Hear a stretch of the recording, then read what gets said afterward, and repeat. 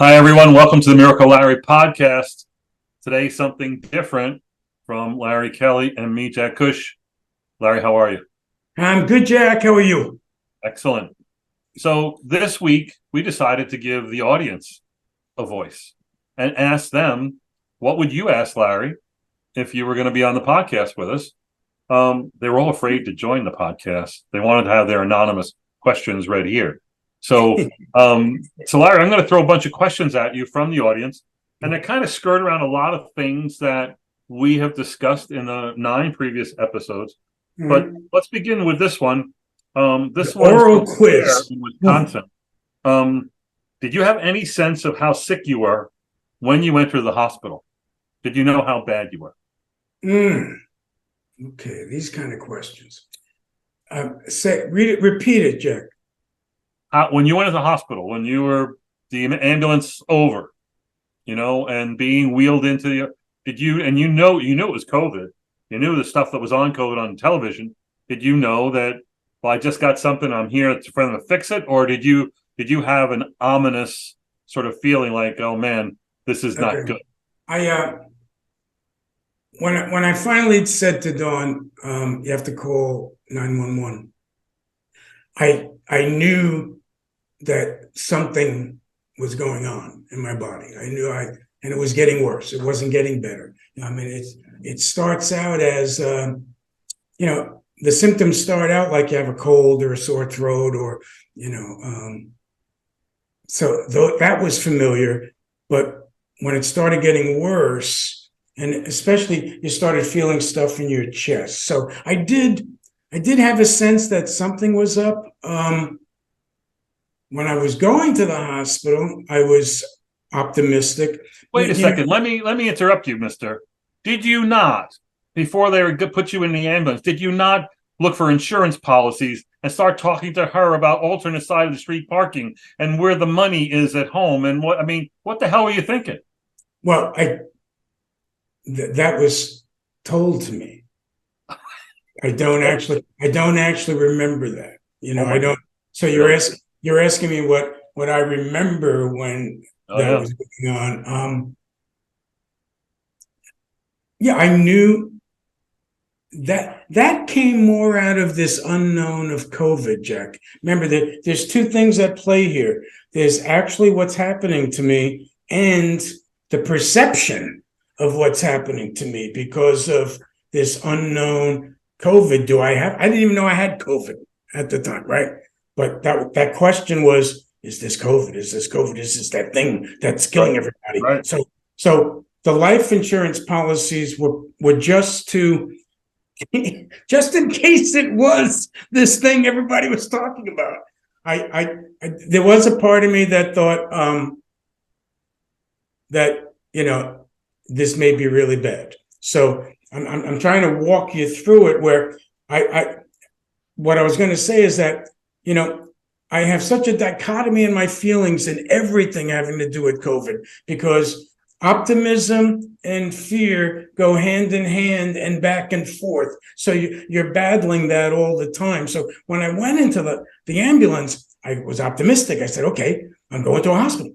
They fix people at a hospital. Okay. So they know what they're doing, at least that, I was hoping that they did. Right. So anyway, I did know that I was sick.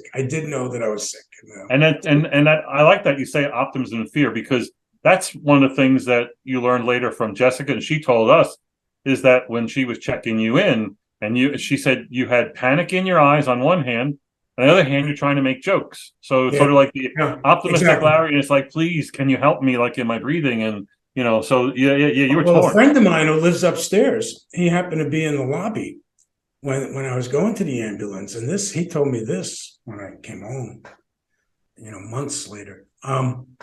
He said that as they were wheeling me to the ambulance, he was like, what's going on? And he was coming towards me, and I said, stay away, I'm a leper.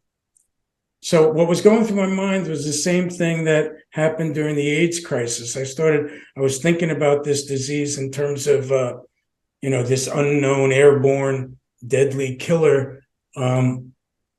I didn't know how it was transmitted, but obviously my instinct was to say to my buddy, stay away, I'm a leper. Right. stay away. I'm a little. Good. Not good. So another question from Ronald in Texas says, is there one thing that you wish the doctors or medical staff had done differently in your care? While you're thinking about that, I'm going to tell the audience, first off, Larry was out of it, not really able to make decisions. He heard about these things after the fact. When he did wake up, he spent most of his time trying to bribe the nurse's aides into bringing him Italian ices, even though he was not supposed to be eating anything by mouth. So let's exclude Italian ices from that thing. All But right, is there all right. something that you might have wanted? That question gets asked to me a lot, and it's a question that's difficult to answer because of just what you said, Jack. Do I wish they did something differently? I was in a coma. I don't even know what they did. Everything I say about myself or my story or my ordeal, everything was told to me by somebody. There is nothing that comes out of my mouth that I made up on my own. So I am here and I am alive. So I do not spend any time wondering, should they have done something differently? That old expression, like cliches mean a lot to me, the ends justify the means. I'm here. I don't care what means they did to get here. I'm here. It was like when I was asking Mount Sinai questions and they were getting hesitant to answer my questions. And I said to them, you don't know me. I'm not asking these questions because I'm looking for a lawsuit. I said, I'm not going to sue somebody who saved my life, no matter how I got there. I'm here because, Jack, it goes back to that we will talk about at some point down the road. Hard for me to get into, but you had to just know where I was to know that, the remarkable thing is that I am here because I'm very aware of where I was. And whatever they did, right. So it was great. It was great. Speaking of what was told to you, I was on one of those early iPad, iPhone, FaceTime calls where I got to see you just right after you woke up, and you still had a tube in your mouth. You couldn't talk. Your hair was all crazy. You look like a guy that was plucked out of like space or something. It was I call it my Rip Van Winkle look. Yeah, I mean, but you were giving thumbs up and listening and even smiling. But there was some moment after they took the tube out, probably when you got home, that you had a long conversation or series of conversations with your wife and your daughter. How did that go, and what did they tell you? Because again, they were on the front. They were bearing the brunt of your illness, the sharing of the information. They were the front line. They had to weather the storm as much as anyone, more than anyone. And at some point, you had to hear their recollections and their saga. When did that happen, and what can you talk about it at all? Okay, I can.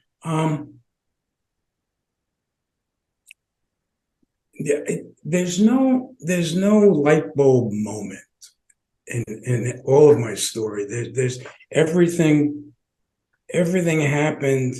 I was sort of a detective in my own ordeal. I had to play detective, and how I did that was to listen to what people said to me and piece it all together and try and make sense out of this. I did not know.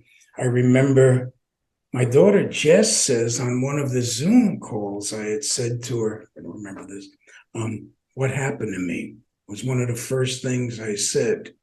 I didn't know. I wanted to know what happened, and Jess explained, but that was early. So recognizing again, there's no light bulb moment where, my God, that's what you went through. They told me in pieces. But they weren't alone, Jack. That's it. Dawn and Jackie and Jess, my family went through tremendous stuff, but I learned with everybody.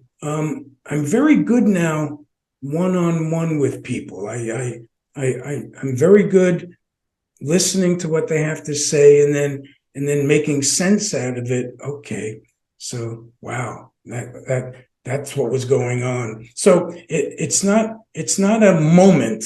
It's a series of moments, and it's a gradual. It's sort of like my physical recovery was in tandem with my mental recovery and my recollection. Does that make any sense? Yeah, Does yeah, it that does. It does. So you talked about, a lot of people talking to you and piecing it together. Someone wants to know, have you encountered, I mean, I know you talked to a lot of people about their near-death experiences, being critically ill. Have you met anybody else that survived COVID as you did and that has a dramatic COVID story about being sick, going in the ICU? that's a Have you good had that conversation? that's a good question. That's a good getting back to what you said, I have become sort of a receptacle for people's stories, which is just fine. Which is I actually, like I said, I like one-on-one now. I, I have a hard time multi-listening. If there's a group of people all talking to me at once, I have a hard time with that. But I'm actually much more sharper one-on-one than I've ever been. Yeah. I'm much more. That's because you had ADD in the past. Now you maybe lost that. I could do that. I could multi think like mad. Now, All right. but then again, I'm also very good speaking to a large group as long as no one's interrupting me. As long as someone interrupts me, I'm lost. I seen that. I can vouch for that. But the what was I going to say? So other COVID patients? Oh, I've heard of a few stories of people that went through something. I have not met somebody. I've met lots of people who got sick from COVID, and I've met some that were ICU'd from COVID. But 10 days, 2 weeks, blah blah blah. And every one of them says it's not like what you went through, and I say yes, it is. You're a survivor just like I'm a survivor. We're the same group, and I may have had a severer case, but there are others.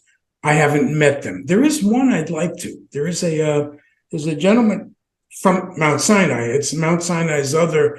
All right. A lot of this stuff is hard to explain. Well, they judge it by how long someone's in the hospital. Like to the layman, and when I say layman, I just mean people that are listening to stories. I remember there was on the news, there was somebody on ABC. He was at Bellevue, and he was in the hospital longer than I was. And Bellevue had said to him, "How does it feel to break the record?" I didn't know there was a record. I don't think of it in those terms. It's not a contest to me. Right. It's if you're, and I remember the guy sitting there go, "Oh, it feels great to break the record." I said, "Okay, all right, that's how he deals with it." For me, it's a story that so based on time in the hospital and severity of what people went through, there are a few. There's one guy who was in Mount Sinai. His name was James. I've never met him. I really would like to. What I've heard is that his recovery is taking longer. He may have respiratory problems. What I heard, I'm not sure. Right. But no, I haven't actually sat down with somebody. I've sat down with many people who have had COVID, and I sit down with people that, just it doesn't have to be COVID. I sit down with many people that have life-threatening diseases, Right. and so. All right. So I got a few questions about the coma, but let's just ask, when you were in the coma, again, you were in the coma how many days? 40? Well, I say 51 because I wasn't conscious at all until after they took me off the vent. So, Okay. I opened my eyes on a 40 something day, but Okay. on the vent for 51. But all I did was open my eyes. It wasn't until 3 days later where I started following a pencil and stuff, but, So in the period while you're in the coma, do you remember anyone talking to you? Do you remember voices or what was actually said? I know you have a lot of things happen to you. You were awake, you were cognizant of a lot of things, a lot of feelings, a lot, you had to fight, you're sick. But do you remember, was there any clarity to any of that coma experience? uh, well, I mean, there was there was much lucidity, there was much consciousness. Um, I don't know if that consciousness was rational, but there was consciousness. The Again, I played detective with my own recovery, So, did I hear anything? I believe I heard certain things. I believe there's 3 or 4 instances where I can definitively say that was me hearing it because of what I was thinking about when I heard that stuff. Right. But was I conscious of hearing things? Was I hearing everything that was going around me? No. No, a few times. But physically, many times I felt what was done, what was touched on my body. And No, right. They were manipulating you. They were, yeah, and exactly. It was you were a griddle toning. cake. They were flipping you and sticking you and a little bit of sugar on you, and they were just amazed that you kept going. So, um, when you did wake up and open your eyes and almost kind of sort of squeeze someone's hand on Easter Sunday, do you have any memory of what those first few moments of waking up was, or was it a very hazy um re-entry back into the living? I actually, Um, I actually remember. I actually remember exactly the thought I had. I can remember opening my eyes and a thought going to me and looking around or seeing figures in front of me. Then now remember, I constantly had to. All right, this gets really strange, Jack. I constantly had to determine whether this was a delusion or whether this was real.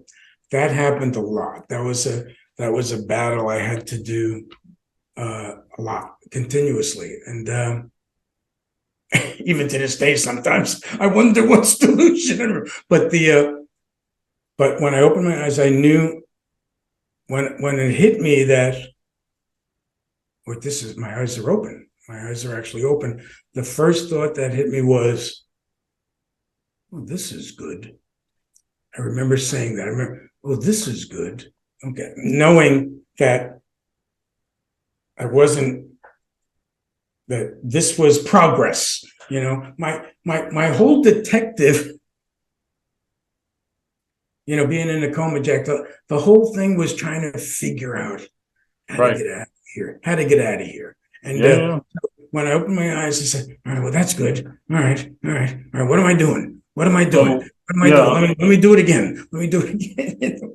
just I'm sure you're still struggling a little bit with this. I Mhm.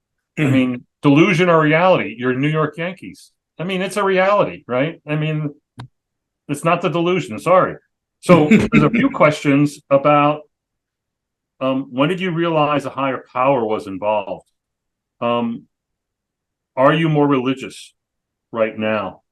Um, uh, do you believe more in the power of prayer now? I mean, again, religion um, is the fallback on trying to understand how this came to pass, how Larry survived. I mean, how everyone got through it, his family, his friends, the people who worked on them. Okay. All right.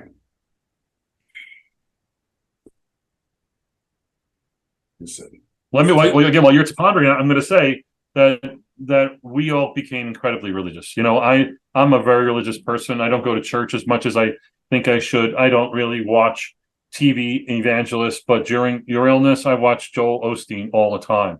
He was the only radio station I listened to. I mean, a guy who I previously thought was a dweeb now was my guiding light.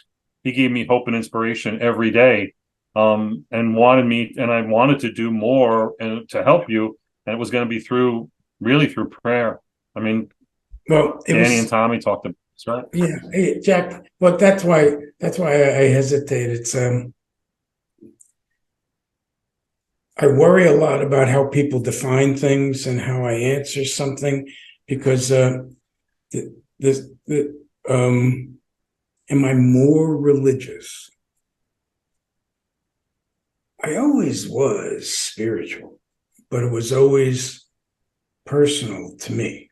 It was always, I was not a preacher. I didn't always embrace organized religion. I had questions that, if you're a logical thinking person, you obviously have to have questions, so when did I realize there was a higher power? Again, no light bulb moment. It's an accumulation of a lot of, I know how people are reacting to what happened to me. And so I take that as evidence of something happening to me, because people are telling me something happened to me.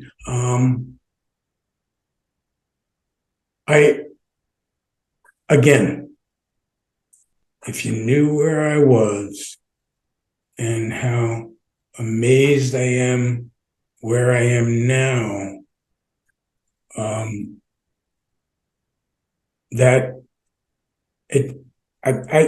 think I talked about it with you about, I'm here for science and I'm here for religion or spirituality. I'm here for both. I will never know whether it was all the doctors that did it and all the drugs that were pumped in me that did it. And I only say that because where I was and what I went through in the coma, and that I don't, higher power, call it what you want, I call it the Holy Spirit. The conversation I had with the Holy Spirit is something that makes me realize that,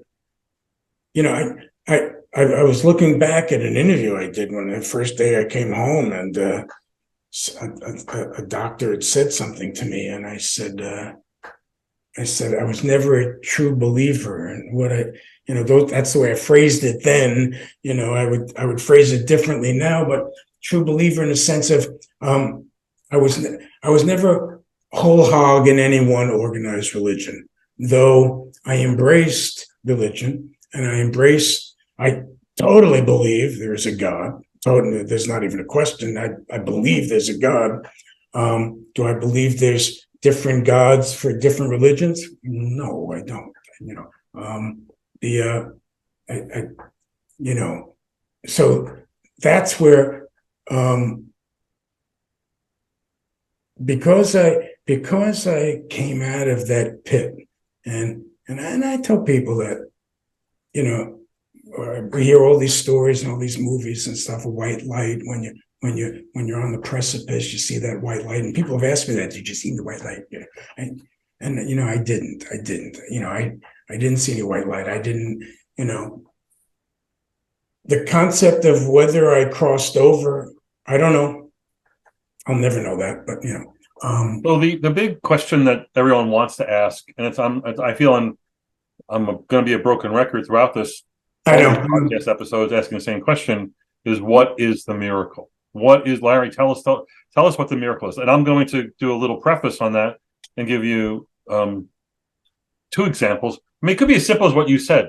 Where you were and where you are now, that's the miracle.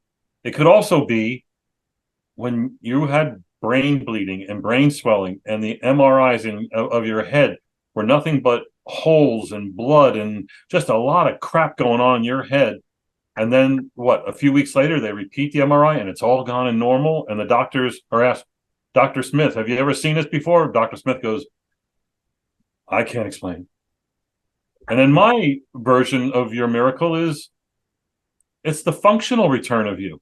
I mean, the fact that you lived is a miracle, but the fact that you're here and that we can talk about third grade together and that you can still make me laugh and tell me stories and, educate me. I mean, the functional return of you is what is mind blowing. But do you have an answer for people who ask you the question? Why are you Miracle Larry?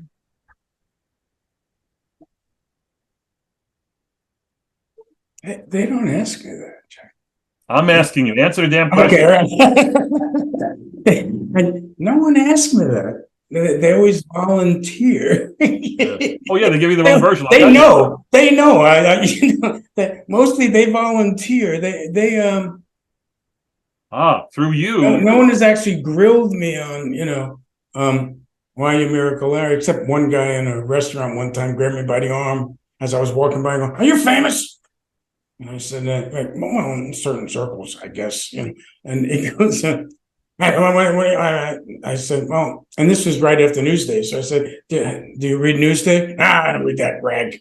Okay, well, it's a good newspaper. I said, it's a good newspaper. I said, well, I was on the cover and it said Miracle Man. So that he says, so what do you do, miracles? What do you do? I said, we're not allowed to. We're not allowed to. I said, no, I don't. But I'm just telling you you probably saw that, and that's why you think I'm famous. But getting back to it, the miracle.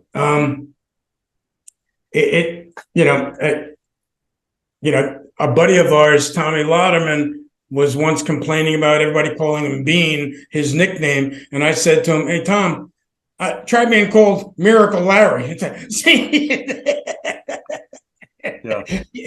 the burden of being called Bean, Right. No expectations with Beanie, right?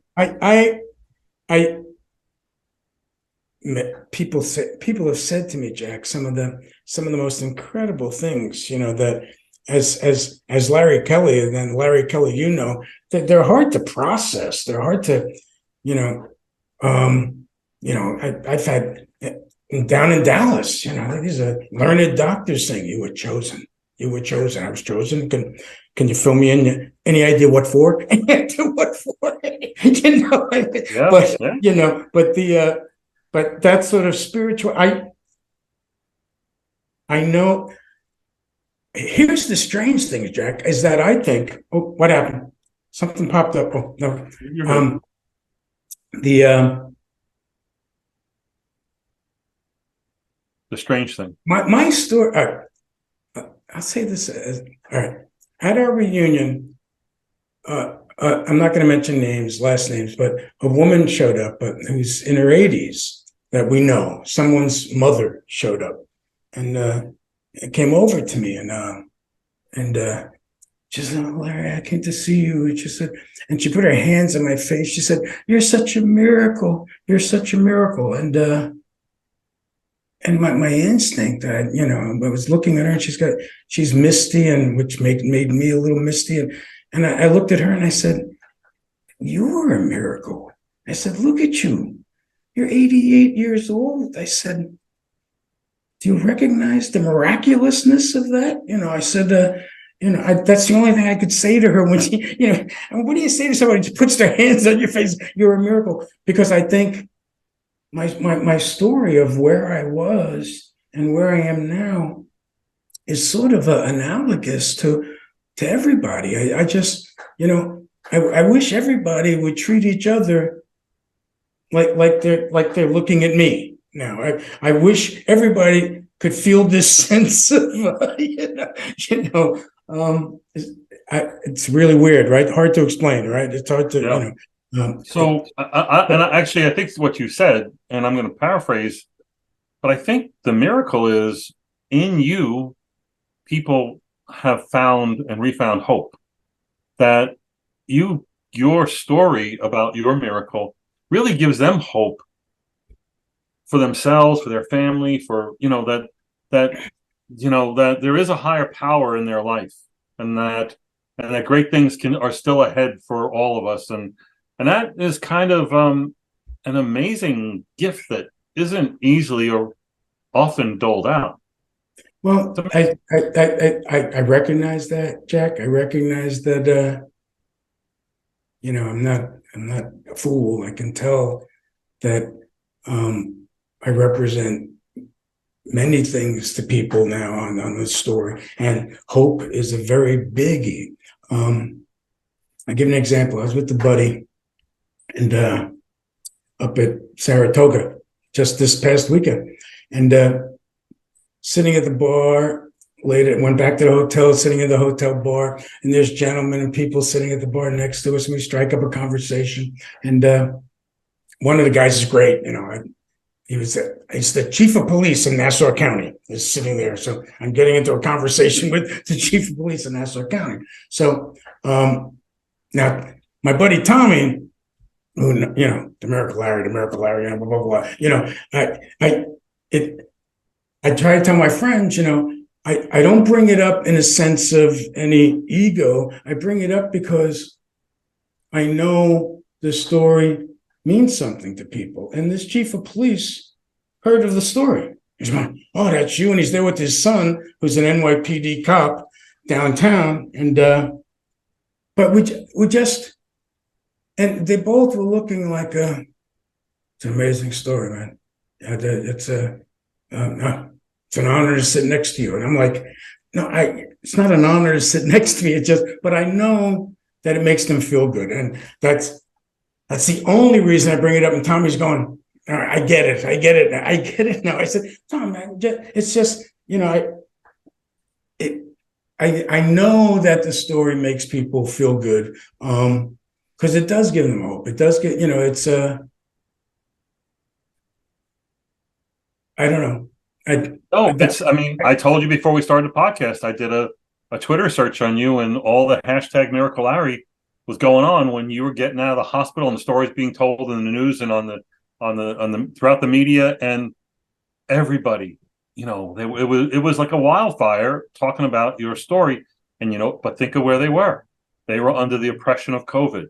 The news on COVID every night was horrible. It was a counting death rate. It was, and yet there's this guy in New York City at Mount Sinai who, and they put out the numbers, and they show you walking out of the hospital, and that's I got two more quick questions we got to end with. One, that's it. We got to go. So two quick questions. One, with all the things and the salt on your brain, have you lost memory of like events or things in the past? Are there holes in the way? I mean, I think it's remarkable how you're just as sharp as ever and whatnot. But do you think that there is a brain scar on from COVID? That's another complex and great question, but every question is complex. You just say yes or no. When you're talking about my brain, it's a very complex question, because I'm still trying to figure it out. Okay. I'm still trying to figure it out. But here's the thing. Remember our age, and before COVID, if someone said to me, my wife or a family said, do you remember when we went? And before COVID, I would go, I remember going but I don't remember that story. No one would say boo. Now everybody goes, oh, that's because you had COVID.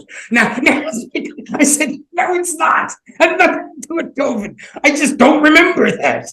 It may be important to you. It wasn't that significant to me that I stuck it in my memory banks. But there's other things I remember. You said I am sharp, but again, Jack, we're one-on-one. I'm very good at. Do I forget things? Yes, but just like anybody else, just had nothing. I don't think has anything to do with COVID. For example, Dawn and I, watch Jeopardy every night, and we play along. I've never been better. Stuff comes up, I go, how the hell did I know that? I didn't know that. I didn't know that before. So in those things, I'm very sharp, and my wit is still there. But do I forget things? Yes, but I don't ever want to. It's just a normal. It's not early Alzheimer's, I don't think. Danny keeps an eye on that. Our friend Danny keeps an eye on that. Whether I'm slipping into Alzheimer's. All right. Last question from your good friend Woody wants to know, what's the single biggest change that you've made to your life, since all this? Have you changed anything big about your life, your lifestyle? Are you now, I'm not a libertarian or something? This sounds hokey. But I don't hold back how I feel about somebody anymore. I don't. I'm very demonstrative with my emotions,